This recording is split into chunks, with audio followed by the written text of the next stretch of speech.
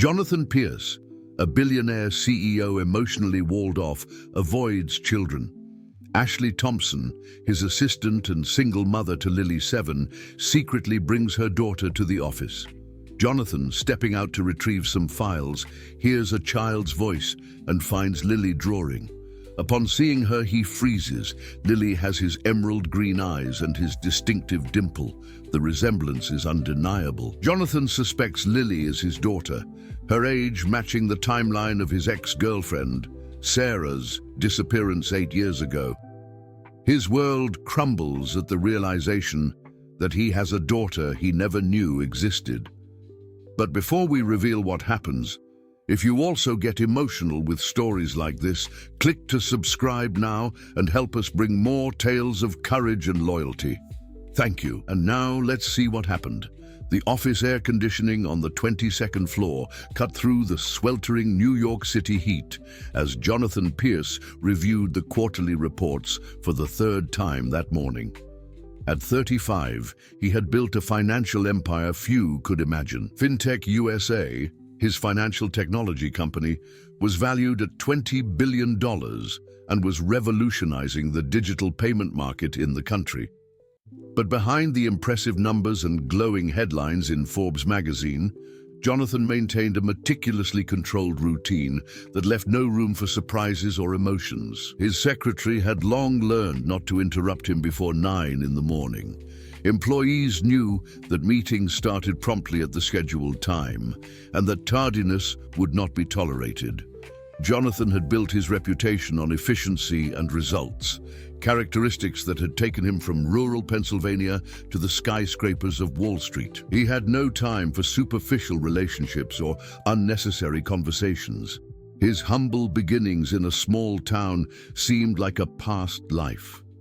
The son of a teacher and a mechanic, Jonathan always knew he would have to fight for every opportunity. The full scholarship to study business at Wharton had been his first major triumph, followed by the MBA at Harvard that catapulted him into the world of international business. Each achievement had required sacrifices that he made without hesitation, especially after Sarah. The name still caused a pang in his chest, even after 15 years. Sarah had been his partner in college, the only person who could make him laugh genuinely and dream of a future that included more than just professional success. They planned to graduate together, maybe even build a company. But one cold morning in June, he woke up and found only a note on the table. "I need to follow my own path. Don't try to find me." Since then, Jonathan had closed his heart to any possibility of emotional vulnerability. The office reflected his personality.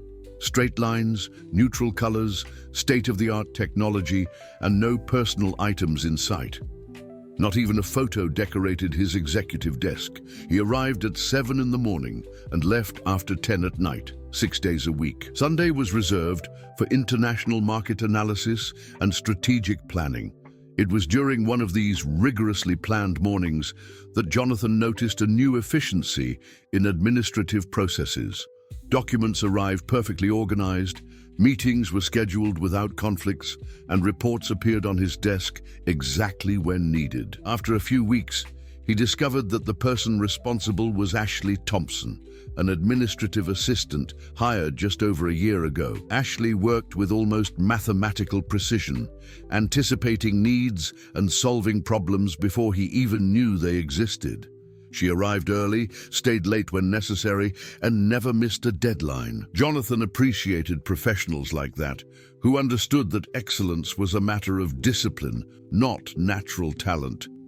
What he didn't know was that behind that impeccable efficiency was a 28-year-old single mother fighting a daily battle against time, exhaustion, and circumstances. Ashley woke up at 5 in the morning to prepare breakfast for Lily, her 7-year-old daughter, take her to school, take 2 buses to the office downtown, work 10 hours under the constant pressure of a boss known for his intolerance of errors, and then retrace the route to pick up Lily from school, help her with homework, prepare dinner, and finally put her to bed before reviewing the reports she took home. Lily was an exceptionally mature child for her age, a result of growing up watching her mother's tireless efforts.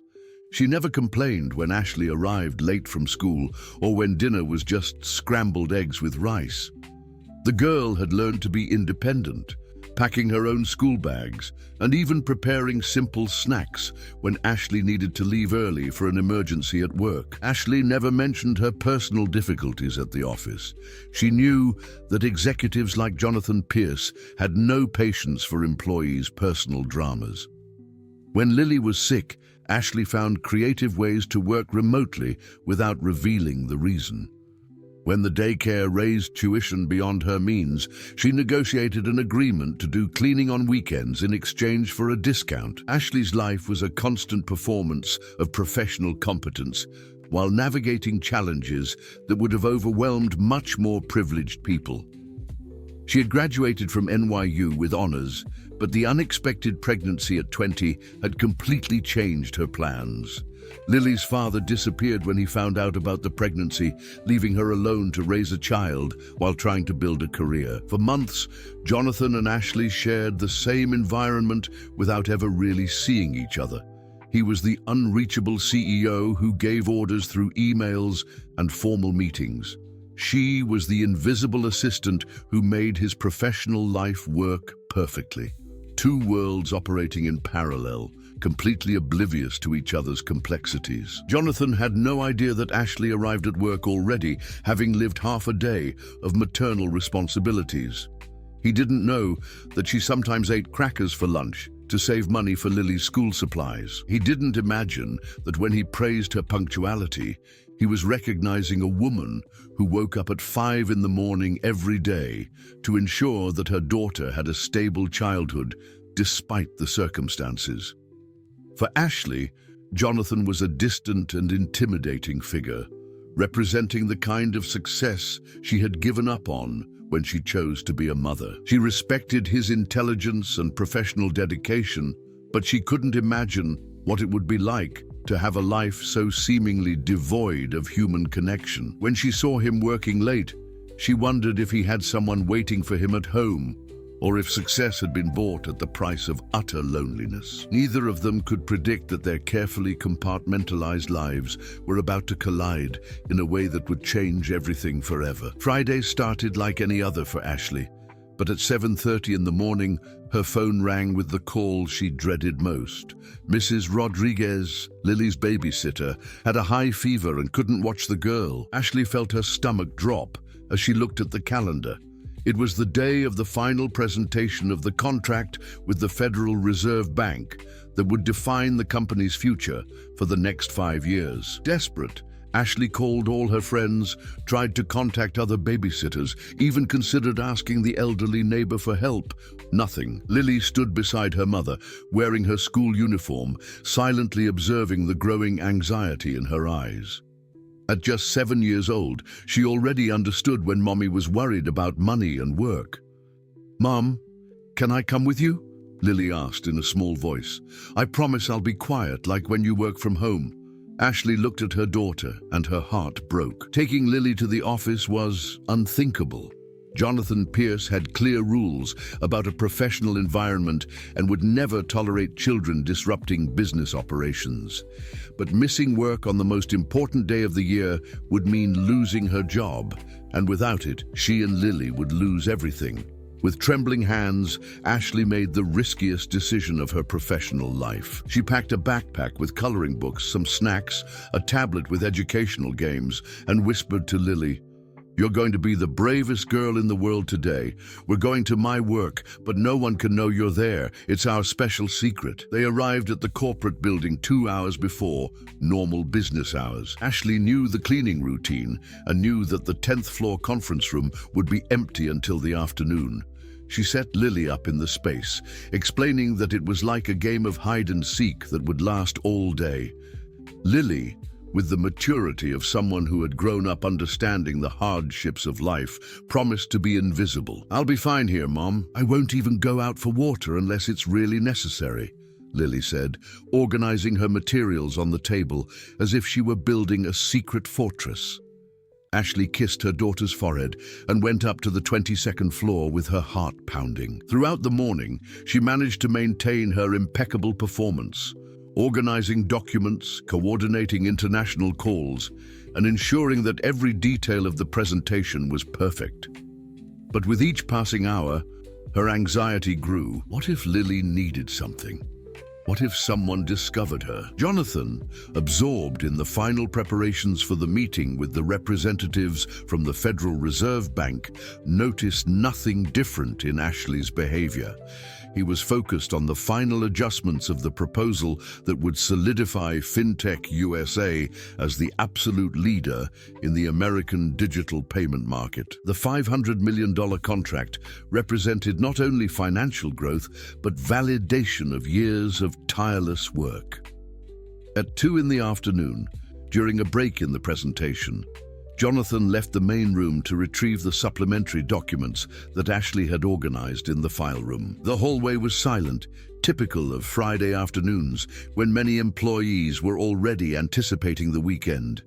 He walked with firm steps, mentally reviewing the next points of the presentation, when he heard something that made him stop completely. It was a child's voice, quietly humming a song that he vaguely recognized as being from some cartoon. The sound was coming from the conference room that should have been empty. Jonathan frowned, wondering if some employee had brought a device with loud volume, violating the office's noise policies. He followed the sound, preparing to give an administrative scolding, and carefully opened the door to the room. What he saw left him completely paralyzed. A little girl was sitting on the floor, surrounded by crayons and papers, drawing intently. Her brown hair fell in soft waves over her shoulders, and she swung her little legs as she worked on her art. When Lily sensed someone's presence and looked up, Jonathan felt as if the world had stopped spinning. The girl's green eyes were identical to his, not just the color, but the almond shape, the small golden flecks in the iris, even the slightly tilted way she looked at him. The shape of her face, the dimple in her chin when she smiled timidly, the expressive eyebrows. It was like looking at a female and child version of himself. "Hi," Lily said in a small voice, clearly remembering her mother's instructions to remain discreet. "Sorry, I wasn't making noise, was I?" Jonathan was speechless. His analytical brain, trained to process complex information in seconds, was completely frozen. The resemblance was so striking that anyone would notice it immediately. How was a child who looked like his miniature copy hidden in his office? Do you work here?" he managed to ask, his voice coming out more hoarse than usual. Lily shook her head. "My mom works here. I'm visiting, but it's a secret. You won't tell anyone, will you? My mom might lose her job if they find out." Jonathan's world began to crumble silently. A child of approximately 7 years who looked like his exact copy, the daughter of an employee of his company. He made automatic mental calculations. If she was really 7 years old, she would have been born 8 years ago, exactly when Sarah had disappeared from his life. "What's your mother's name?" he asked, trying to keep his voice calm despite the internal turmoil. "Ashley Thompson, but she said she used to have another name, Sarah, I think. She has 2 different IDs, but she said it's complicated to explain." Jonathan felt his legs go weak. Ashley Thompson. Sarah. The woman who had organized his professional life for the past year, whom he saw only as an efficient employee, was the same person who had broken his heart 15 years ago. And this child with his own eyes and features could be Lily. "Lily, where are you?" Ashley's anxious voice echoed down the hallway. Jonathan looked at the girl, who quickly began to pack up her materials. "That's my mom. She must be worried. I promised I'd be quiet." When Ashley appeared in the doorway of the conference room, her face paled as she saw Jonathan standing there, staring fixedly at Lily. For a moment, the 3 of them stood in absolute silence.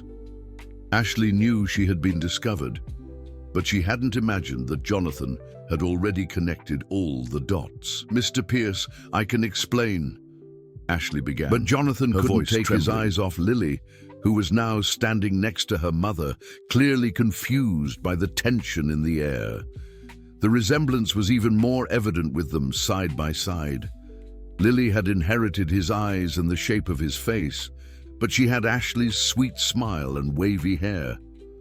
"Not here," Jonathan said finally, his voice controlled but charged with emotion. "My office, now." Ashley held Lily's hand and followed Jonathan down the hall, feeling that her carefully constructed life was about to crumble. Lily walked between them, still not understanding why the kind man she had met in the room seemed so disturbed, or why her mother was so tense.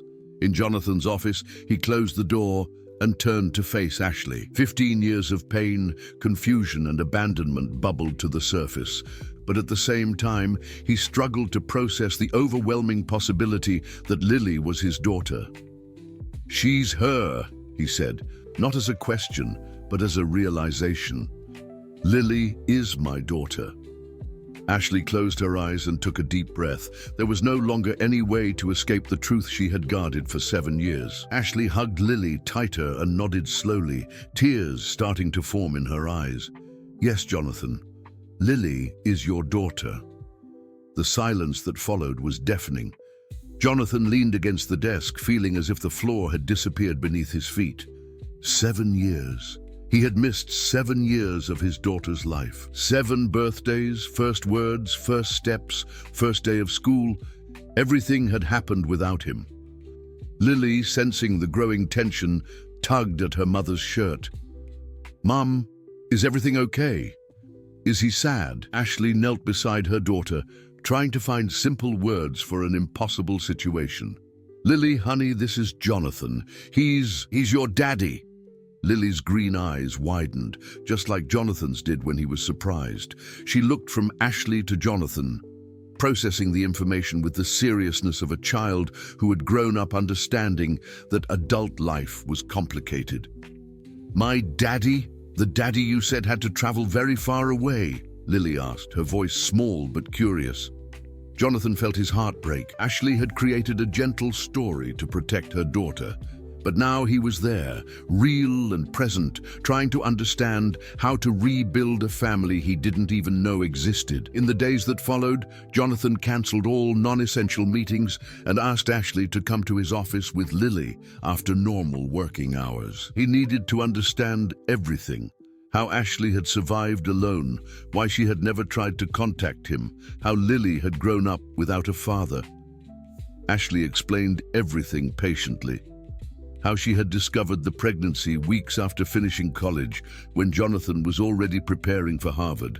How she had tried to call several times, but the numbers had changed. How she decided that a young, rising billionaire didn't need to be burdened with an unplanned pregnancy from a college girlfriend. "I saw your interviews on TV," Ashley confessed in one of those late conversations, while Lily slept on the office sofa. "You talked about discipline, about how relationships were distractions. I thought I was doing the right thing, letting you follow your path." Jonathan listened in silence, fighting against anger and sadness. He wanted to shout that she had no right to make that decision alone, but at the same time, watching Lily sleeping peacefully, he wondered what kind of father he would have been at 25, obsessed with success and emotionally closed off. The first few weeks were awkward and tense. Jonathan didn't know how to talk to a 7-year-old. He tried to apply his business logic to interactions with Lily, asking direct questions about school and preferences as if he were conducting a job interview. Lily, in turn, was fascinated with the father who had appeared out of nowhere. She asked constant questions about the tall building, the computers, why he wore suits every day. Jonathan discovered that his daughter had inherited his analytical curiosity, but with the lightness and spontaneity that he had lost decades ago. "Why do you have so many watches?" Lily asked one afternoon, observing the collection of Swiss watches in his office. "To keep track of the time in different countries where I do business," Jonathan explained seriously. "But you can't really control time, can you?" "Time passes the same way for everyone," Lily replied with the simple logic of a child. Jonathan stopped, realizing that his 7-year-old daughter had just questioned a life philosophy that he had followed for decades. Gradually, he began to reorganize his routine around Lily. He installed a small children's area in his office with books, educational games, and a comfortable armchair where she could rest. He discreetly hired a tutor to assist Lily during her visits, ensuring that she didn't miss schoolwork. Ashley watched these changes with a mixture of hope and apprehension. The Jonathan she had known in college was slowly reappearing from under the corporate armor. He was still intense and controlling, but now he directed that energy towards understanding Lily's needs.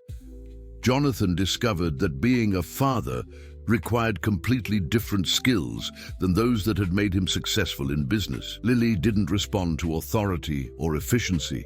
She needed patience, playtime, and genuine presence. When he tried to teach math using spreadsheets, she became distracted. But when he invented stories about numbers that were magical characters, she absorbed everything quickly. "Daddy, you laugh differently when you play with me," Lily observed one afternoon, making Jonathan realize that he had begun to laugh genuinely for the first time in years. The changes did not go unnoticed by the employees. Jonathan started leaving earlier a few times a week, something unprecedented in his career. He installed a small refrigerator in his office with juices and fruits. Even his body posture had become less rigid. Ashley felt a constant fear that Jonathan would decide to take Lily from her. He had infinite resources, lawyers, influence. If he wanted a custody battle, she would have no way to compete. But as the weeks passed, she realized that Jonathan didn't want to take Lily from her. He wanted to learn to be part of the life they had built together. "I'm never going to take her away from you," Jonathan said during one of those late-night conversations. "You've done an incredible job raising our daughter. I just want to make up for lost time. If you'll let me." Ashley saw sincerity in his eyes, the same vulnerability she had loved in college, before success and disappointments had transformed Jonathan into a hardened version of himself. Jonathan began attending Lily's school, meeting her teachers and classmates. He discovered that his daughter was brilliant at math, but struggled with reading, that she loved to draw, but was shy during presentations.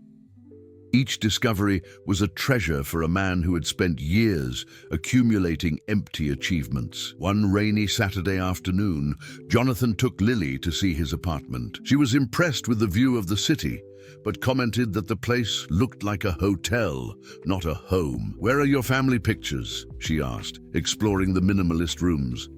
"I don't have family," Jonathan responded automatically, then realizing the absurdity of the statement. Now he had family, he had Lily.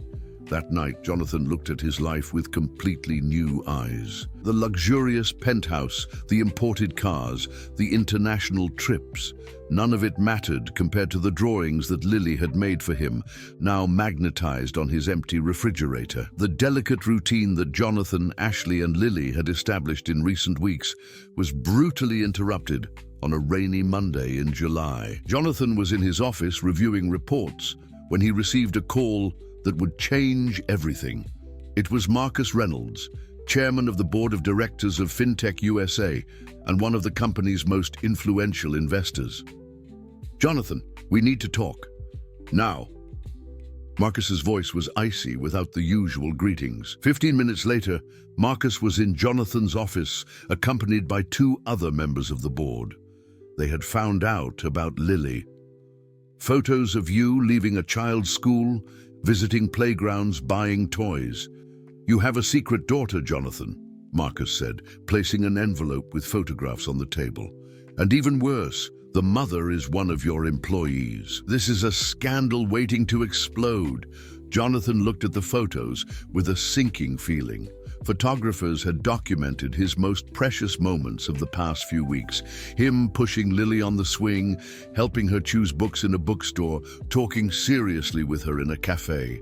Moments that for him represented the discovery of fatherhood had been transformed into evidence of alleged misconduct. "The international investors are nervous," continued Marcus.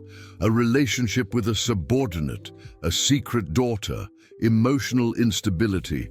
This doesn't fit the image we've built of FinTech USA. You've always been the cold, calculating, reliable CEO. Now it seems you have a messy personal life that could affect our credibility." Jonathan felt anger rising in his throat. Lily is my daughter. I just found out she exists. There's no scandal. It doesn't matter what the truth is, Jonathan. It matters what the perception is. We have an initial public offering planned for next quarter. Any instability in leadership could cost our investors billions. Marcus leaned forward. You need to choose. You need your newfound family or the company you built? The ultimatum was clear. Jonathan should distance himself completely from Lily and Ashley, or he would be removed from the position of CEO and lose control of the company he had created from scratch. The investors would not tolerate what they saw as a leadership crisis at the most crucial moment in FinTech USA's history. That night, Jonathan went home stunned. For the first time in 15 years, he couldn't make a decision based purely on business logic. On one side was the company that represented 15 years of obsessive work, the legacy he had built brick by brick. On the other was Lily, the daughter he had just found and who had already become the center of his world. He called Ashley and asked to meet. When she arrived at his apartment, Jonathan looked like a dark version of himself. They know about Lily. The board found out and they're giving me an ultimatum, he explained, showing the photographs. Either I distance myself from you completely, or I lose the company. Ashley felt like she had been punched in the stomach. All her guilt of the past 15 years came rushing back at once. I knew this would happen. I knew Lily and I would only bring trouble into your life. It's not about trouble, Ashley. It's about impossible choices. Jonathan ran his hands through his hair, a gesture that Ashley recognized from their college days when he was stressed. They're forcing me to choose between being a father and keeping everything I've worked for. Ashley stood up abruptly. Then there's no choice. Lily and I will leave New York. I'll get a job in another city. You keep your company, and we pretend this never happened. Are you crazy? I just found my daughter. I'm not going to lose Lily again. And I'm not going to let her grow up knowing that she destroyed her own father's life, Ashley shouted, her composure finally breaking. I've already lived this once, Jonathan. I've already made the decision to protect your dreams. I won't let Lily carry that guilt. Jonathan was silent, realizing that Ashley was sacrificing herself again as she had done 15 years ago. She was willing to disappear to protect him, even if it meant depriving Lily of the father she had just met. During the following days, the pressure increased. Marcus scheduled consecutive meetings with investors, making it clear that any personal distraction from Jonathan would be seen as leadership instability. Strategic leaks to the financial press began to circulate, suggesting changes in the leadership of FinTech USA. Jonathan tried to keep up appearances at work, but his heart was no longer in business. He found himself looking at the small chair he had installed in his office for Lily, remembering how focused she was drawing while he worked. The girl had brought life to a space that had always been just functional. Ashley, devastated by the situation, began looking for jobs in other cities. She had found some opportunities in Philadelphia and Boston, positions that would pay less but would allow a fresh start away from the chaos that her revelation had caused. Mom, why doesn't Daddy come visit us anymore? Lily asked one night after 3 days without seeing Jonathan. Ashley couldn't answer. How do you explain to a 7-year-old that sometimes love isn't enough to overcome the complexities of the adult world? Jonathan, meanwhile, was going through the worst nights of his life. He had built his entire identity around professional success, but now that he knew Lily, everything seemed empty and meaningless. He found himself imagining what it would be like to watch Lily grow up, help her with homework, teach her about business when she was older. On Thursday, Marcus presented a final ultimatum. We have an emergency board meeting on Friday. Either you attend alone, reaffirm your total commitment to the company, and never mention this family situation again, or we present a motion for your removal as CEO. Jonathan knew he was being manipulated, but he also knew that Marcus wasn't bluffing. The other members of the board were pragmatic business people who wouldn't hesitate to sacrifice anyone for the good of the company. including the founder himself. That night, Jonathan went to Ashley's simple apartment in Queens. It was the first time he had seen where Lily really lived, a modest place but full of love, with the girl's drawings taped to the refrigerator and toys organized in every corner. "She asks about you every day," Ashley said, serving coffee in mismatched mugs that contrasted drastically with the fine china in his apartment. "Jonathan, I can't do this. I can't pretend Lily doesn't exist just to keep her company. But it's your life, Ashley. It's everything you've worked for. Lily and I will be okay. We always have been." Jonathan looked around the small apartment, noticing the details that revealed Ashley's financial struggles. The patched-up sofa, Lily's clothes carefully mended when they tore, the refrigerator with little food. Lily had grown up with love, but also with deprivations that he could have avoided if he had known about her existence. "You're not okay, Ashley. You're surviving. And I missed 7 years of my daughter's life because you decided that my dreams were more important than our family." The accusation stung, but Ashley knew he was right. Her noble decision had deprived Lily of a father and Jonathan of a daughter. Now, when they finally had the chance to be a family, the corporate world was forcing a second separation. Jonathan left the apartment that night knowing that he needed to make the most difficult decision of his life. Saving the company meant losing Lily forever. Choosing Lily meant destroying 15 years of work and disappointing hundreds of employees who depended on FinTech USA to support their own families. On Friday morning, he dressed for the board meeting, but his hands trembled as he adjusted his tie. In a few hours, he would be forced to choose between the two loves of his life, the company he had built and the daughter he had just found. Jonathan was adjusting his tie for the 5th time when he received an unexpected call. It was Robert Mendez, founder of TechVision, one of the largest technology companies in the US, and Jonathan's informal mentor for over a decade. Robert had followed Jonathan's trajectory since the early days of FinTech USA and was one of the few people he genuinely respected in the corporate world. Robert had a reputation for seeing beyond the numbers and understanding that sustainable businesses were built on solid human values. "Jonathan, I need to see you before your meeting with the board. I'm in the lobby of your building." Confused, Jonathan went down to find Robert, a 60-year-old man who had built his own technological empire and become a legend in Silicon Valley. "I heard about the pressure they're putting on you," Robert said directly, without preamble. "Marcus called me yesterday, trying to get my support for your removal." Jonathan felt his stomach sink. If Robert was also against him, there was no hope. "But I refuse to support them," Robert continued, surprising Jonathan. "In fact, I came here to tell you something I should have told you years ago." They went up to Jonathan's office, where Robert poured himself some coffee and settled into the leather armchair, as he had done so many times during strategic conversations over the years. 15 years ago, when you were starting FinTech USA, a young woman appeared in my office. She said her name was Sarah, that she had studied with you at Wharton, and that she needed to talk to me about something important related to you." Jonathan froze. "Sarah was with you?" "She was pregnant, Jonathan. Visibly pregnant. And she was desperate." Robert paused, observing Jonathan's reaction. "She told me that you had gotten the scholarship to Harvard, that you had a bright future ahead of you, and that an unplanned pregnancy would ruin everything. She wanted to know if I thought you would be able to abandon your dreams to be a father." Robert's words hit Jonathan like a high-speed train. Ashley had sought out his mentor, trying to understand what kind of man he was, what kind of father he could be. "I told her that you were ambitious, yes, but that you were also a man of integrity, that if you knew about the pregnancy, you would do the right thing." But she was terrified, Jonathan.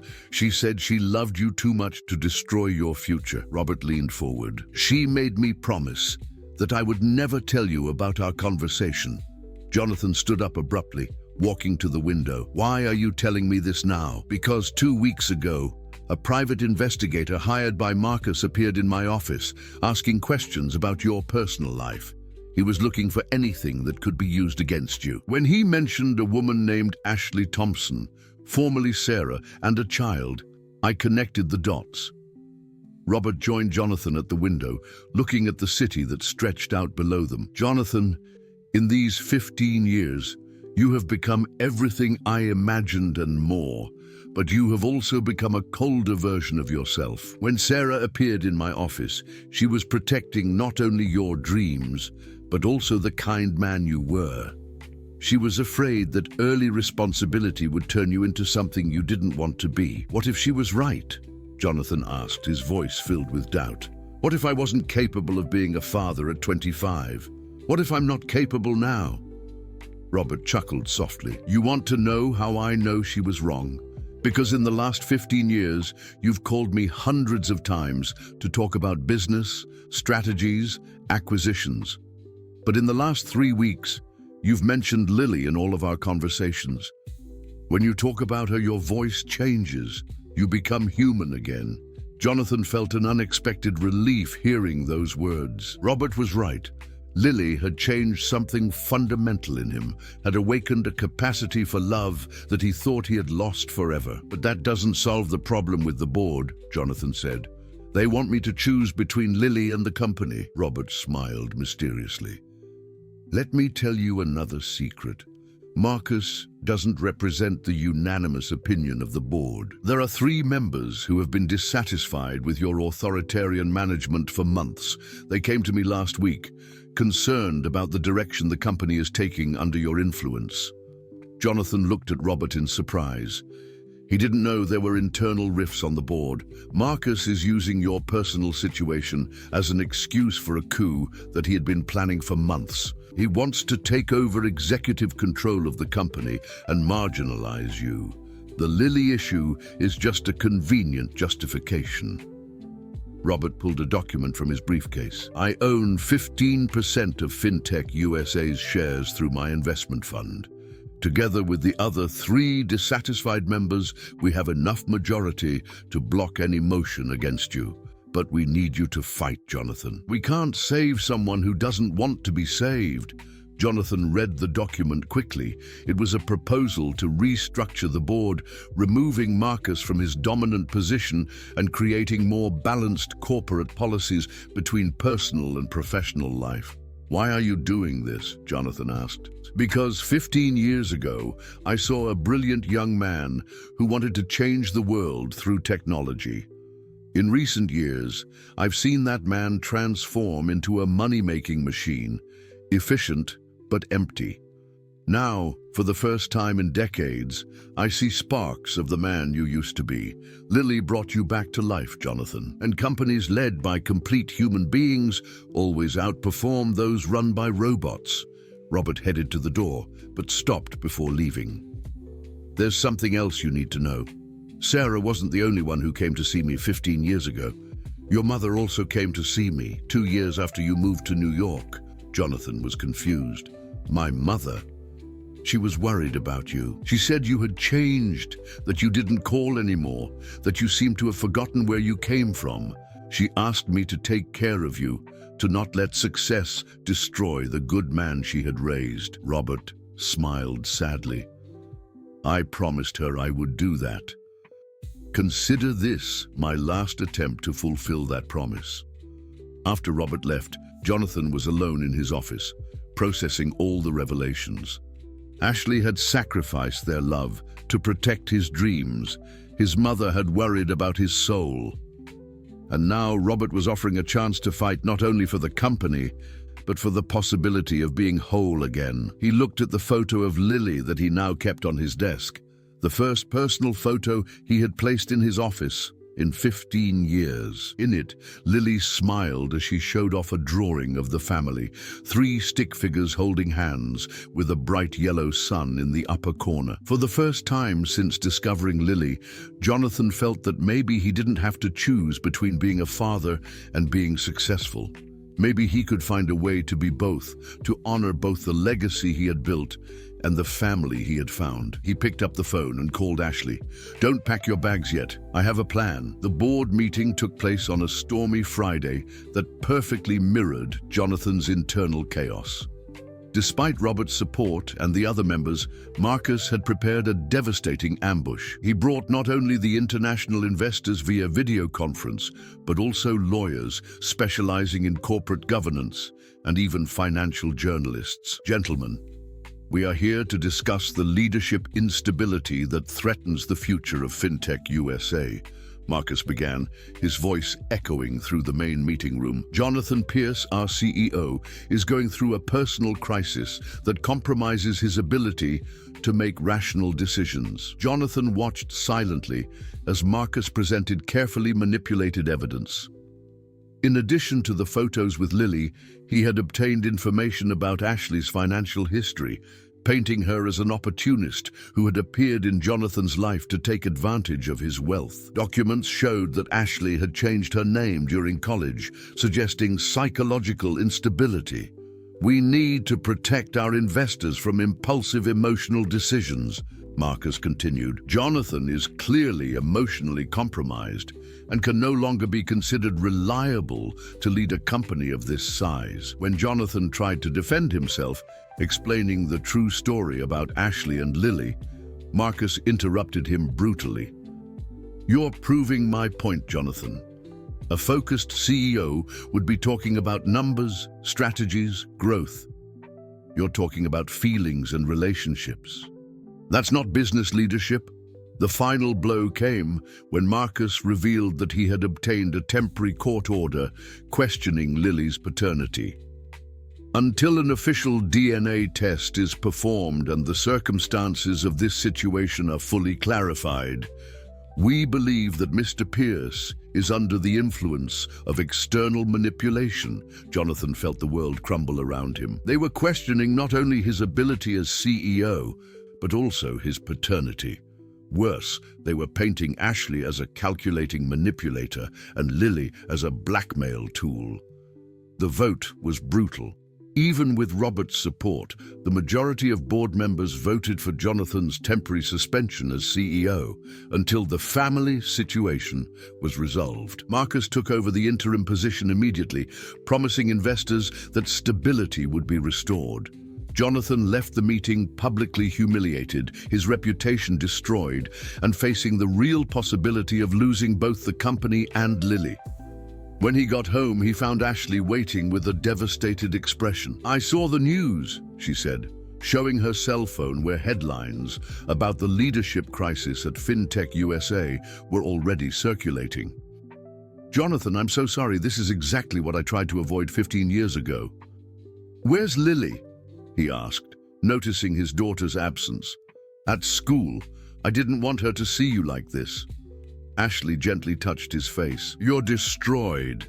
Jonathan collapsed onto the sofa, an attitude he would never have had before meeting Lily.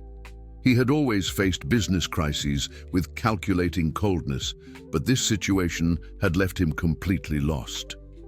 "They're questioning whether I'm even her father, Ashley. They want to do DNA tests, investigate our entire history. They're going to..." "Then maybe it's better if Lily and I disappear," Ashley said, her voice breaking. "I can get a job in Philadelphia, change our names, and you can rebuild your career without this scandal." "No!" Jonathan shouted, surprised by his own intensity. "I'm not going to lose Lily again. I'm not going to let you disappear from my life for the second time." "But what are you going to do? Your company, your reputation, everything is ruined, and it's our fault." Jonathan looked into Ashley's eyes and saw the same fear she had felt 15 years ago, the conviction that their love only brought destruction to his life. She was preparing to make the same sacrifice again, to protect him from herself. That night, alone in his apartment, Jonathan faced the deepest emptiness of his life. He had built his entire identity on control and success, but now he felt completely powerless. Marcus had orchestrated a perfect campaign to destroy him, using his own love for Lily as a weapon. He found himself looking at the drawings that Lily had left in his office, now carefully stored in a folder. In one of them, she had drawn the three of them together in a house with a yard, Lily in the middle, holding her parents' hands. In the corner, she had written in her childish handwriting, "My family that I always wanted." The phone rang at 2 in the morning. It was Ashley, crying. "Jonathan, Lily has a high fever. I took her to the hospital, but they're asking for private health insurance or a $5,000 deposit for admission. I don't have that kind of money." Jonathan threw on the first clothes he found and rushed to New York Presbyterian Hospital.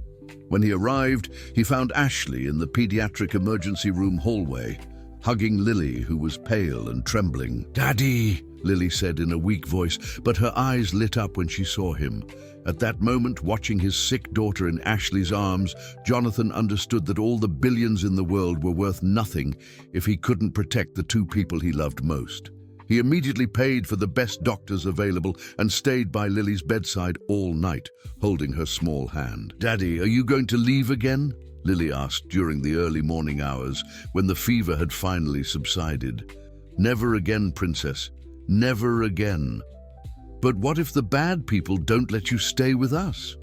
Jonathan looked at Ashley, who was sleeping in the armchair next to him, exhausted from the night of vigil. She had fought alone for 7 years to protect Lily, working tirelessly, sacrificing her own dreams, keeping a family together against all odds. Sometimes, Lily, when the people we love are in danger, we need to fight harder than ever, even when it seems impossible. Like in superhero movies, exactly like in superhero movies.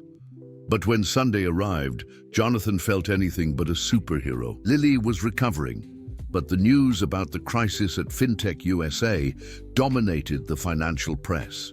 Marcus had given interviews suggesting that Jonathan was going through personal problems that affected his leadership ability. Investors were nervous, employees worried, and competitors taking advantage of the instability to steal clients. Jonathan received a call from his lawyer on Monday morning with devastating news. Marcus had obtained enough support for a formal investigation of his personal and professional finances. They were alleging possible misuse of company funds to benefit Ashley and Lily. "They're building a case to not only remove you as CEO, but also to criminally charge you," the lawyer explained. "Marcus is playing dirty, Jonathan. He wants to destroy you completely." Ashley, when she heard about the accusations, panicked completely. "Are they going to sue me too? Are they going to say I seduced you to get benefits? Jonathan, Lily could be taken away from me if they prove I'm an unfit mother." The possibility of losing Lily to the Child Protective Services system while facing criminal charges was Ashley's absolute nightmare. She had fought so hard to give her daughter stability, and now everything was crumbling. Jonathan realized that he had completely underestimated Marcus's cruelty. This wasn't just a corporate coup. It was a systematic destruction of everything he loved. Marcus knew that the threat against Lily and Ashley would be more effective than any professional pressure. Alone in his apartment that night, Jonathan faced the brutal reality of his situation. He had lost the company. His reputation was ruined. Ashley and Lily could be destroyed by their association with him. Maybe Ashley was right from the beginning. Maybe he really was a destructive force in their lives. For the first time since childhood, Jonathan Pierce cried. Jonathan woke up on Tuesday with a mental clarity he hadn't felt in weeks. The night of tears had washed away years of self-deception and fear. He looked in the mirror and saw not the invincible CEO who had built a cold persona, but a man who had found something worth fighting for. He called Robert at 6 in the morning. "I need everything you have on Marcus. Contracts, decision history, everything. And I want an emergency meeting with the board members who are on our side."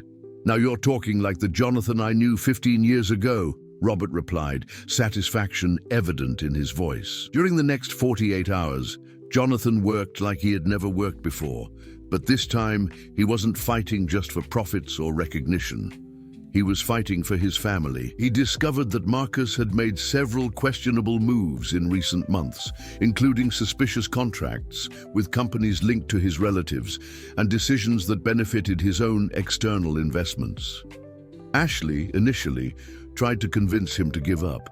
"Jonathan, you don't have to destroy your life for us. Lily and I have always survived on our own." "But you shouldn't have to just survive," Jonathan replied, holding her hands. "And I don't want a life where I only exist anymore. I want a life where I live." Lily, without fully understanding the gravity of the situation, became Jonathan's unconscious motivating force. When she asked when they could visit his office again, or when he would teach her how the big computers worked, Jonathan felt an iron determination grow inside him. Jonathan began to work secretly with Robert and the other board members, building a solid case against Marcus. He discovered that Marcus had violated several internal policies and that his recent decisions had actually cost the company millions. More importantly, Jonathan realized that his removal from office would not only be harmful to him personally, but disastrous for the employees and investors who relied on FinTech USA's original vision. "Marcus is turning our company into a fast profit machine," Jonathan explained to Robert during a secret meeting. "He's cutting innovation programs, firing talent, focusing only on quarterly results. In 2 years, there will be nothing left of the values we built." Robert agreed. "That's exactly why other members of the board are concerned. They've seen what Marcus did with his previous companies, rapid growth followed by collapse." Jonathan began working from home, using personal contacts to investigate Marcus's practices. He discovered that his rival had used privileged information from FinTech USA to benefit other companies in his portfolio, a serious violation that could result in criminal charges. But Marcus didn't stand still. When he realized that Jonathan was gathering evidence against him, he drastically escalated his attacks. One Thursday morning, Ashley received a subpoena. Marcus had filed a lawsuit alleging that she had used her position at the company to manipulate Jonathan emotionally, seeking undue financial gain. "They're saying I planned everything," Ashley told Jonathan, trembling as she read the legal documents, "that I knew who you were when I applied for the job, that I brought Lily on purpose to blackmail you." Jonathan felt a rage he had never experienced before. Marcus wasn't just attacking his professional ability, he was destroying the honor of the woman he loved and traumatizing an innocent child. Worse still, Lily began to understand that something was wrong. She heard fragments of tense conversations between the adults, saw her mother crying when she thought she wasn't looking, noticed that Jonathan seemed always worried now. "Mum, is it my fault that Daddy is sad?" Lily asked one night, breaking Ashley's heart. "No, my love, it's never your fault. Sometimes adults fight about complicated things.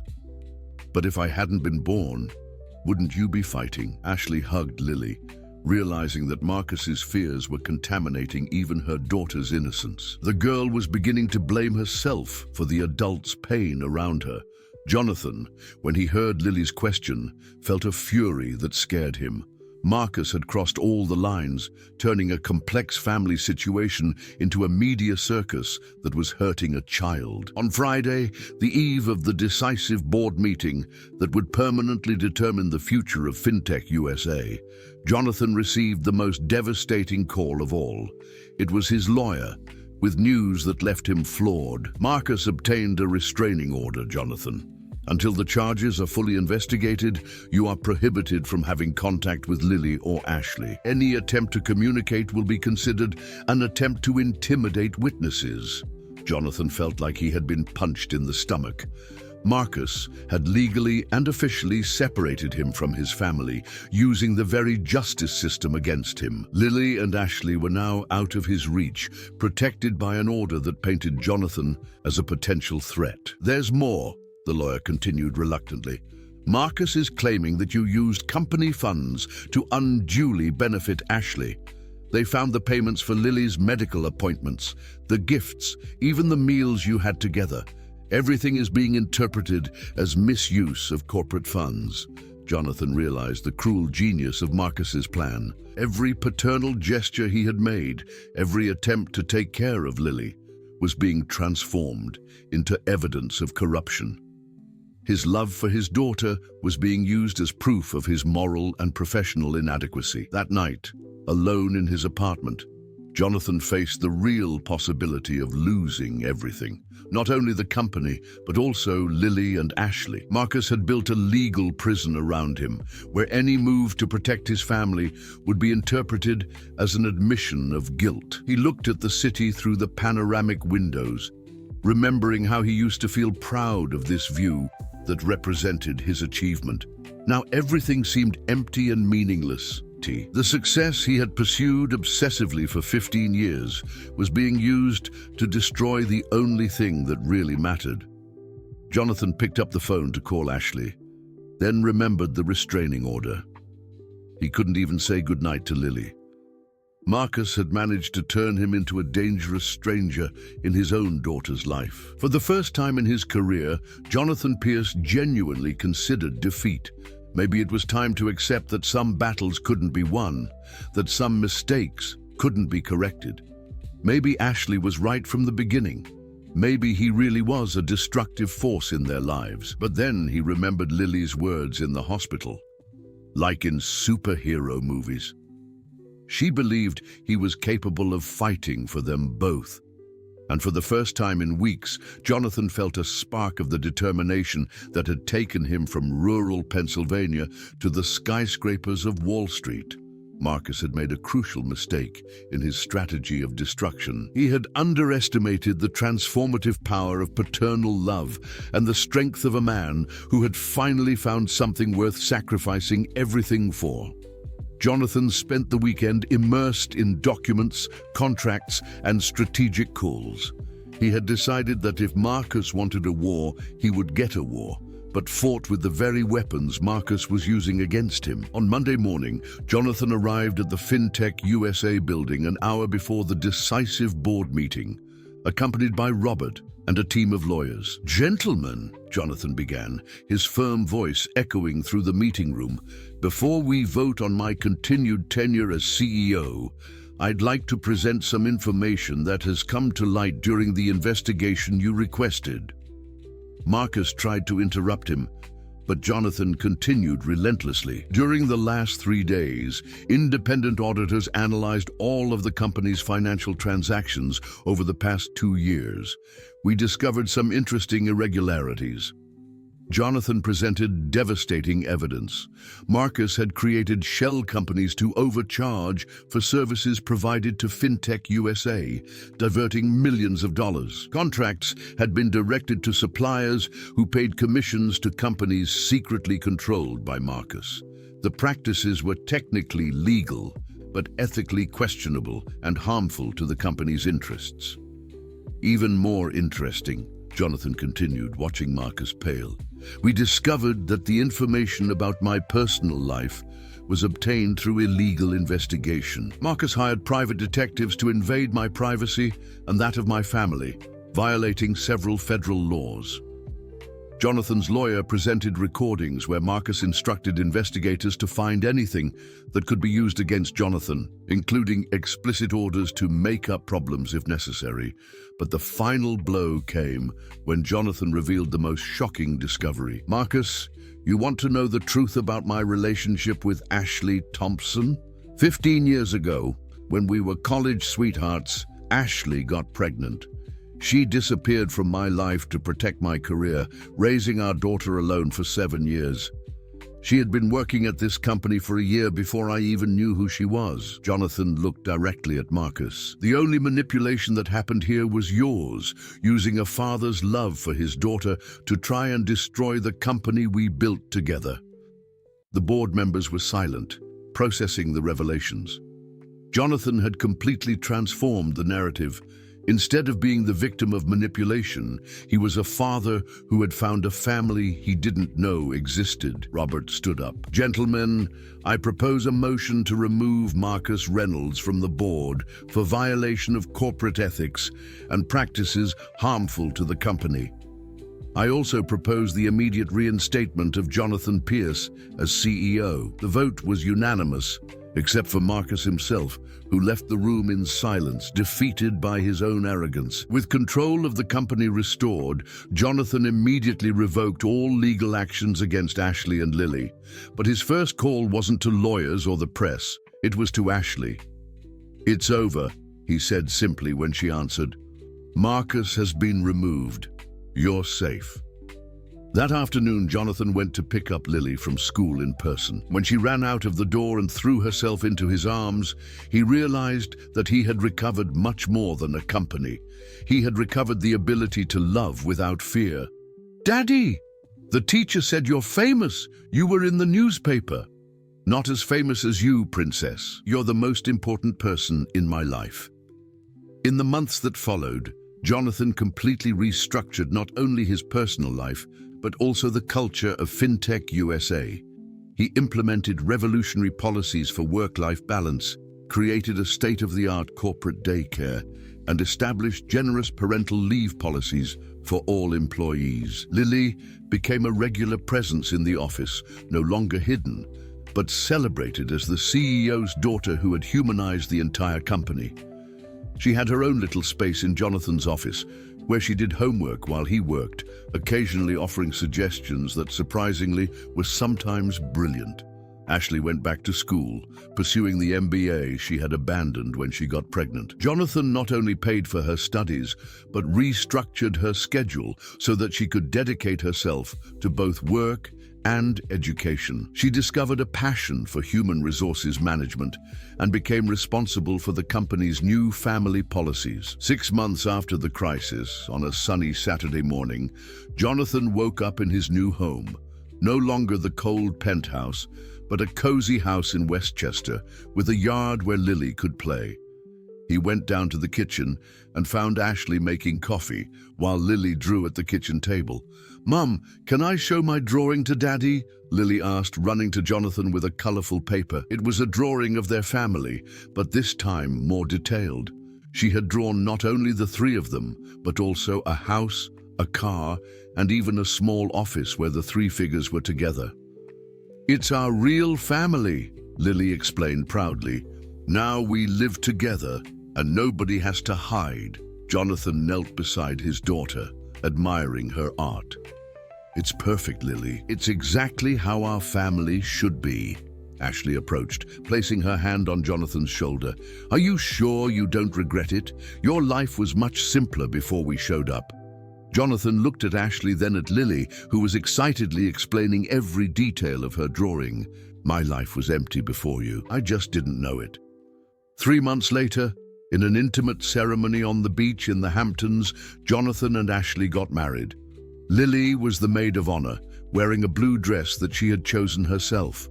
During the vows, Jonathan promised not only to love Ashley, but to be the father Lily deserved and the partner Ashley had always needed. 15 years ago, I thought I had lost the love of my life, Jonathan said, holding Ashley's hands. Today, I discovered that I didn't lose it.